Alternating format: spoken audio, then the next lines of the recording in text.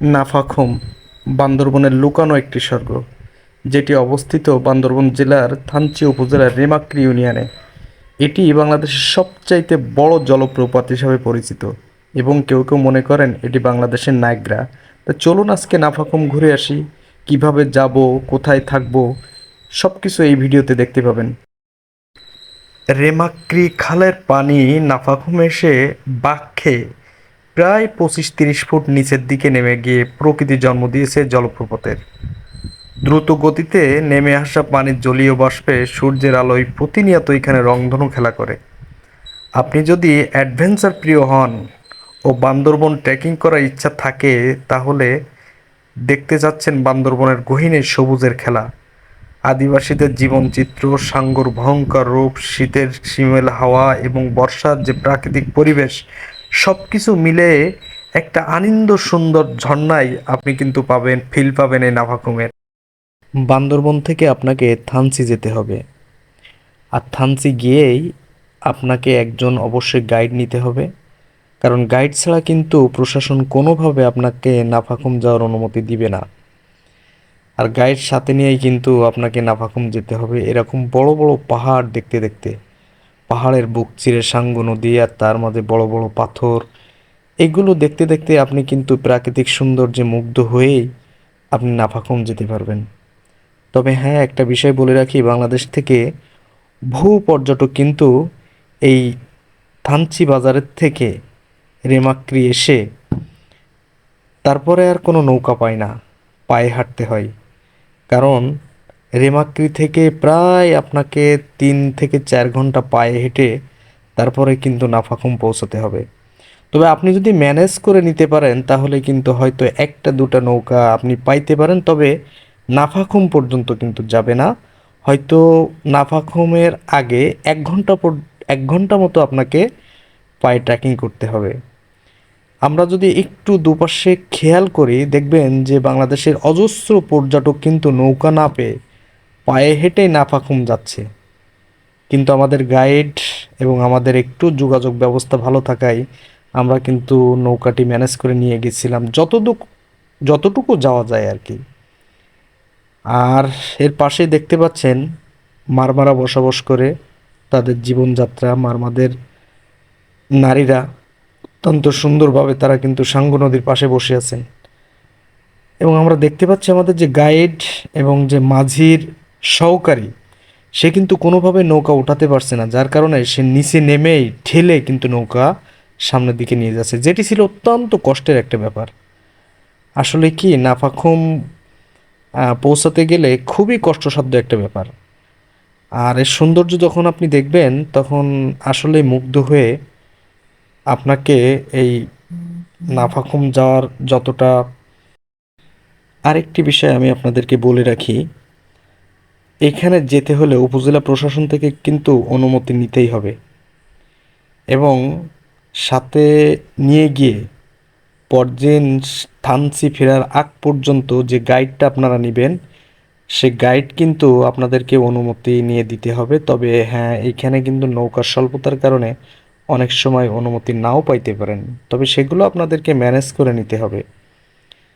যারা ভ্রমণ করবেন তারা কিন্তু এখানে বিজিবি ক্যাম্প আছে, এই ক্যাম্পে তাদের নাম ঠিকানা সব কিছু এন্ট্রি করে দিবেন। এবং আরেকটা জিনিস বলে রাখি, অবশ্যই আপনারা আসার সময় আপনাদের যে পরিচয়পত্র অর্থাৎ ভোটার আইডি কার্ডের ফটোকপি আপনার সাথে রাখবেন, না হলে কিন্তু কোনোভাবেই আপনি অনুমতি পাবেন না। এখানে কিন্তু থাকার জন্য আপনি বেশ কিছু জায়গা আছে। আমরা দেখতে পাচ্ছি যে আমাদের দুই গাইড মামুন এবং ফিরোজ দুজনে কিন্তু খুবই কষ্ট করে, যদিও ফিরোজ সে অলরেডি মানে ধূমপানে আসক্ত হয়ে গেছে, যার কারণে আমরা দেখতে পাচ্ছি যে তারপরও তার নৌকা যে কোনোভাবে ঠেলে সামনের দিকে নিয়ে যাওয়ার আপ্রাণ চেষ্টা। আপনারা দেখতে পাচ্ছেন যে কি কষ্ট করে আমাদেরকে নিয়ে যাচ্ছে, কারণ এটি আসলে খুব সহজসাধ্য ছিল না। এই যে নাফাখুম যেতে গেলে এই যে পায়ে 4 ঘন্টা ট্রেকিং, আমরা শুধুমাত্র এই ট্রেকিংটা করতে পারবো না, কারণ আমাদের তো আসলে ওইভাবে হাঁটার অভ্যাস তো নাই। যার ফলে আমরা আসলে পাহাড়ে, আপনি যত বড় পাহাড় হোক না কেন, আমরা বাইক নিয়ে রাইড করতে পারি, কিন্তু হেঁটে পাহাড়ে ওঠার সক্ষমতা আসলে আমাদের কারোরই ছিল না, যার কারণে আমরা হয়তো অনেকে বলতে পারেন যে আপনারা নাফাখুম গেছেন হাঁটতে পারবেন না, এটা কেমন কথা হলো। আসলে আমি এখন যাওয়ার খুব ইচ্ছা ছিল, কিন্তু সেটা শুধুমাত্র পাহাড় ট্রেকিং করতে পারবো না দেখেই সম্ভব না। দেখতেই পাচ্ছেন যে সাঙ্গু নদীর পাড় দিয়ে অজস্র পর্যটক কিন্তু নাফাখুম থেকে ফিরে আসছে। কেউ কেউ অর্ধেক পর্যন্ত গিয়ে ফিরে আসছে, কেউ কেউ ওইখানে রাত্রি যাপন করছে, কারণ ওইখানে রাত্রি যাপন করার মতো কয়েকটা গ্রাম বা পাড়া আছে যেখানে চাইলেই আপনি, যেমন জাদিপাই পাড়া আছে, জাদিপাই পাড়ায় কিন্তু আপনি চাইলেই ওইখানে রাত্রি যাপন করতে পারবেন, ওদের যে পাহাড়ের ওপরে ছোট ছোট কটেজ করা, এবং সেটা আগের থেকেই বুকিং করে নিয়ে যেতে হবে। আর না হলে আপনি ওইখানে গিয়েও বুকিং করতে পারেন, কোনো সমস্যা নাই, কারণ এখানে এতটা ভিড় থাকে না। তো আমরা দেখতে পাচ্ছি, আমরা যখন নৌকায় যাচ্ছি তখন পাহাড় পাশে যে পর্যটক যারা যাচ্ছিল তারা কিন্তু মানে খুবই আফসোস করছে যে আমরা যদি একটু নৌকায় যেতে পারতাম, কারণ এটি তাদের দেখে মনে হচ্ছিল তারা খুব ক্লান্ত। এবং এই পাহাড় ট্রেকিং করা, ঝিরি ট্রেকিং করা, এটি আসলে একটা কষ্টসাধ্য ব্যাপার। এটা আসলে সবাই করতে পারে না, তারপরও কিন্তু আমরা চেষ্টা করছি যতটুকু সম্ভব নৌকায় যাওয়া যায়। আমি জানি যে নৌকায় আমাদের শেষ পর্যন্ত নিয়ে যাবে না, তারপরও আমরা চেষ্টা করছি যে নৌকা কতটুকু যায়, যতটুকু যাবে আমরা মোটামুটি ততটুকুই চলে যাব এই নৌকায় করে। এবং বান্দরবন থেকে খুব ভোরবেলা কিন্তু আপনি থানচির উদ্দেশ্যে রওনা দেবেন, কারণ থানচি পর্যন্ত আসতেই কিন্তু আপনাকে 3 থেকে 4 ঘন্টা লেগে যাবে। আর আর এইখানে যদি 8টা 9টার ভিতরে যদি আপনি থানচিতে পৌঁছাতে পারেন, তাহলে কিন্তু এখানে আপনি বোট পাবেন, না হলে কিন্তু আপনি বোট পাবেন না, বিশেষ করে নৌকা। আবার কিন্তু এই নৌকা রেমাক্রি পর্যন্ত আসবে, রেমাক্রি থেকে কিন্তু আপনাকে আবার একটা বোট নিতে হবে, না হলে কিন্তু আপনি যেতে পারবেন না। কারণ রেমাক্রি থেকে নাফাখুম পর্যন্ত মাত্র 2 থেকে 3টা বোট চলাচল করে, যেটি আসলে বাংলাদেশের সমস্ত পর্যটক যারা যায় তাদের জন্য যথেষ্ট না। তো আমরা নৌকায় যাচ্ছি, ওপরে পাহাড়, নিচে নদী, সাঙ্গু নদী, এত সুন্দর, মানে এত সুন্দর মায়াবী পাহাড়, আর সেই সাথে সবুজ বন, দেখলেই কিন্তু আপনাদেরকে মন ভরে যাবে। যদি শহরে একঘেয়েমি জীবন থেকে আপনারা একটু রিল্যাক্সে নিজেকে সময় দিতে চান, তাহলে পাহাড়ে চলে যেতে পারেন। অথবা আপনারা এই সাঙ্গু নদী পার হয়ে নাফাখুম, আমিয়াখুম, রেমাক্রি এদিকে আসতে পারেন, এই ঝিরিতে সময় কাটাতে পারেন। 1-2 দিন থাকলেই কিন্তু আপনার মনটা আসলে খুব ভরে যাবে। তো আমরা চেষ্টা করছি, আমাদের মামুন সহ ফিরোজ যারা, ওরা কিন্তু চেষ্টা করেই যাচ্ছে যে আমাদেরকে কিভাবে সামনে এগিয়ে নিয়ে যাওয়া যায়। কারণ নৌকাটি আসলেই খুবই খুবই দ্রুত বেগে চলছিল, এবং একেবারে একেবারে পানি কিন্তু খুবই কম, খুবই কম। যেখানে কম পানি, যেখান থেকে আর ওঠে না, সেখান থেকে মামুন আর ফিরোজ দুজনেই কিন্তু নেমে নৌকার তারা ঠেলে নিয়ে খুবই কষ্ট করে সামনের দিকে এগিয়ে যাচ্ছে। আমরাও সেই প্রাকৃতিক সৌন্দর্য দেখতে দেখতে সামনের দিকে এগিয়ে যাচ্ছি, এবং দুপাশে আমরা দেখতে পাচ্ছি অজস্র পর্যটক যারা কিন্তু হাঁটতে হাঁটতে অনেক ক্লান্ত, অনেক ক্লান্ত।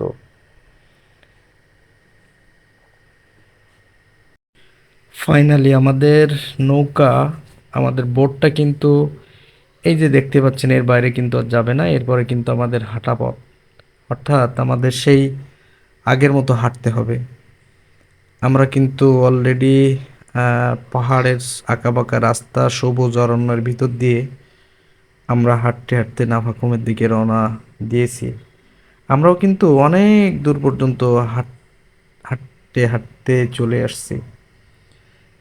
এরপরে আমরা দেখি এই নাফাখুম যাওয়ার পথে এই পাহাড়ের উপরে, এই যে সবুজ বনের ভিতরে কিছু দোকান আছে, যেগুলোই আপনি কলা খেতে পারেন। রেমাক্রি থেকে নাফাখুম যাওয়ার পথে এই যে আমার কাকার একটা দোকান আছে, এদিকে আসেন। এই কাকার দোকানে একেবারে সুস্বাদু পাহাড়ি কলা, যেগুলো খেতে অনেক অনেক অনেক সুস্বাদু। ট্রেকিং যখন করবেন তখন এই একটা দোকান পড়বে, এই যে গভীর জঙ্গলের মাঝখানে কাকার একটা দোকান। এই দোকান থেকে আপনারা চাইলে কলা খেয়ে একটু শরীরে এনার্জি নিয়েই আপনারা আবার পাহাড় ট্রেকিং করতে পারবেন। তো এইখানে কিন্তু আমাদের আরেকটা সাঙ্গু নদী, একটা নদী পার হইতে হবে, ছোটোখাটো নদী, নদী পার হইতে হবে। তো এই নদীতে পার হইতে গেলে কিন্তু আপনাকে জন প্রতি, অর্থাৎ এক এক জনের দিতে হবে কিন্তু 20 থেকে 30 টাকা। অল্প পথ, তারপরও এক একজনের দিতে হবে 20 থেকে 30 টাকা। তো আমরা ওই নদীটা যখন পার হচ্ছিলাম, তখন কেন জানি আমার মনে হলো যে সবাই পার হোক। আমি দেখি, আমি এখানকার কিছু আদিবাসী দেখি যে তারা নদীতে নৌকায় না গিয়ে এমনি এমনি পার হচ্ছে। তো আমি এবার থেকে গিয়ে চিন্তা করলাম যে ওরা যদি আসতে পারে তাহলে আমি কেন পারবো না, অর্থাৎ আমি একটু যেতে চাচ্ছিলাম যে নদী পার হয়ে। তো আমি একটু চেষ্টা করতেছিলাম যে আমি হেঁটে একটু নদীটা পার হই। তো আলহামদুলিল্লাহ, নদীটা আমি, বা সাঙ্গু নদীটা আমি, যদিও অনেক, প্রায় বুক সমান পানি ছিল, এবং ভয় ছিল যেহেতু আমি প্রথম, ভয় ছিল যে কোনো সমস্যা হয় কিনা, কিন্তু যেহেতু আদিবাসীরা পার হয়ে গেছে তো আমিও পার হতে পারবো সেরকম একটা মনোবল নিয়ে আমি কিন্তু একাই পার হচ্ছিলাম। আমার সাথে যারা ছিল তারা কিন্তু অলরেডি নৌকায় পার হয়ে গেছে। তো আবার হাঁটতে থাকলাম, হাঁটতে হাঁটতে সবুজের ভিতর দিয়ে, ঘন জঙ্গল, পাহাড়, এগুলো ট্রেকিং করতে করতে আমরা একেবারে কাছেই বলা যায় নাফাখুমের কাছাকাছি চলে আসছি। দেখতেই পাচ্ছেন কি একটা জিরি, মানে অসম্ভব সুন্দর। এই জায়গাগুলো দেখলে আপনাকে একেবারেই মনের থেকে আপনি যে তৃপ্তি সেটি কিন্তু পেয়ে যাবেন। তো দেখতে পাচ্ছেন যে কি সুন্দর জায়গা। ফাইনালি আমরা কিন্তু নাফাখুমের একেবারে কাছেই, অর্থাৎ নাফাখুম যে ব্রিজটা পার হইতে হয়, আমি যদি বলি এটা একটা লোহার ব্রিজ, একটা ঝিরি, ঝিরির পর একটা লোহার ব্রিজ করে দেওয়া।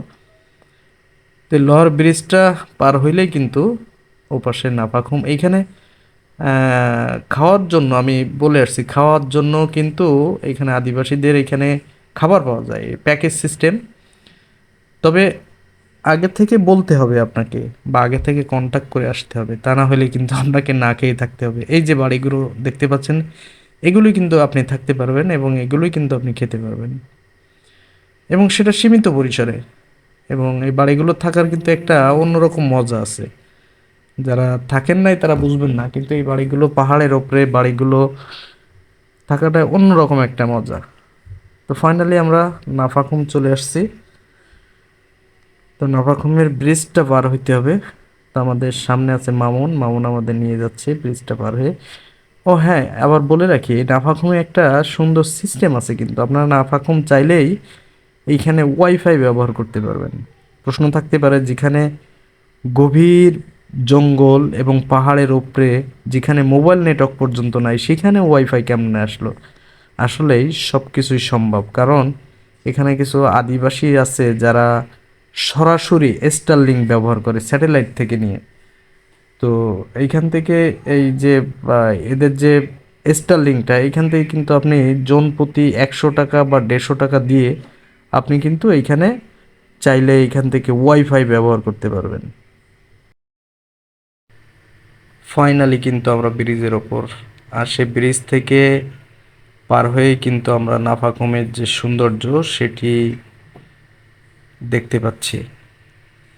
তো দেখা যাক, আমাদের নাফাখুমের এই যে সৌন্দর্যটা দেখে যারা আসতে চাচ্ছেন তারা এইভাবেই, মোটামুটি আমি একটা গাইড দিয়ে দিছি, তারা সবাই এইভাবে আসতে পারেন।